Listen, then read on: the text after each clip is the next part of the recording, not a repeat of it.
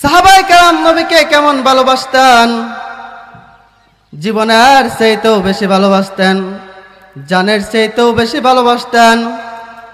যেমন হযরত আবু বকর রাদিয়াল্লাহু তাআলা আনহু, হিজরতের রাতে হযরত আবু বকর রাদিয়াল্লাহু তাআলা আনহু নবীজিকে যেই মহব্বত প্রেম ভালোবাসা দেখাইছেন, গোটা উম্মতে মুহাম্মাদের ভালোবাসা যদি এক পাল্লায় রাখা হয় আর আবু বকরের ভালোবাসা যদি এক পাল্লায় রাখা হয়, তবুও হযরত আবু বকরের ভালোবাসার পাল্লা বেশি ভারী হবে।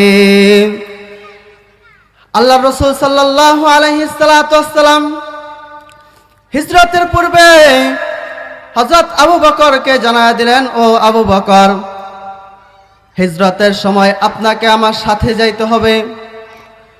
সেদিন থেকে হযরত আবু বকর আর ঘুমায় না। 6 মাস পর আল্লাহর রাসূল সাল্লাল্লাহু আলাইহি ওয়াসাল্লাম দরজায় যায় টোকা দিলেন। সঙ্গে সঙ্গে হযরত আবু বকর বলল, লাব্বাইক ইয়া রাসূলুল্লাহ। আল্লাহর রাসূল সাল্লাল্লাহু আলাইহি ওয়াসাল্লাম বললেন, ও আবু বকর রে, আপনি কি রাতে ঘুমান নাই? আবু বকর রাদিয়াল্লাহু তাআলা আনহু ডাক দিয়া কয়, ওগো আল্লাহর রাসূল, যেদিন থেকে আপনি বলেছেন যে আপনার সঙ্গে আমাকে হিজরতে যাইতে হবে, সেদিন থেকে আমি আবু বকর ঘুমাই না। কারণ আমার দরজার সামনে আল্লাহর রাসূল এসে দাঁড়ায় থাকবে আর আমি আবু বকর ঘুমাইবো, তা কি হয়? হযরত আবু বকর রাদিয়াল্লাহু তাআলা আনহু নবীজিকে কেমন ভালোবাসতেন।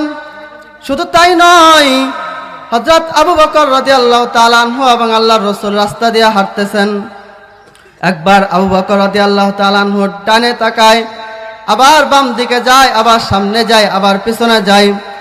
নবীজি বলেন, ও আবু বকর রে, একবার ডান দিকে যাও, আবার সামনে যাও, আবার পিছনে যাও, আবার সামনে যাও, কারণটাকে জানবার চাই।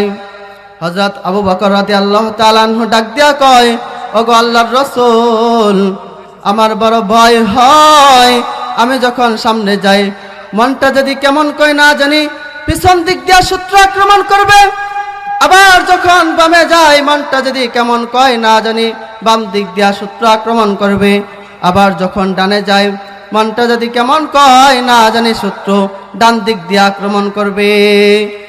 এই পরিমাণ ভালোবাসতো হযরত আবু বকর রাদিয়াল্লাহু তাআলা আনহু। তো সেই নবীর প্রতি আমাদের ভালোবাসা দরকার আছে না নাই? সেই নবীজির প্রতি আমাদের প্রেম ভালোবাসা রাখতে হবে সর্বোচ্চ। আল্লাহর রাসূলকে যারা গালি দেয়, স্পষ্ট ভাষায় বলে দিতে চায়, নবীর দুশমনে কোনো ধর্ম পরিচয় নাই, নবীর দুশমনে কোনো রাজনৈতিক পরিচয় নাই, নবীর দুশমনে কোনো গোত্রীয় কোনো বংশীয় পরিচয় নাই। নবীর দুশমনের একটাই পরিচয়, ও মানবতার দুশমন, ও বিশ্ব সভ্যতার দুশমন, ও আল্লাহ এবং আল্লাহর রাসূলের দুশমন, সে আমাদের জানার দুশমন। সম্মানিত উপস্থিতি, আল্লাহর রাসূলকে আমরা আমাদের দিল থেকে সর্বোচ্চ ভালোবাসবো, সর্বোচ্চ মহব্বত করবো আল্লাহর রাসূলকে। নবীজি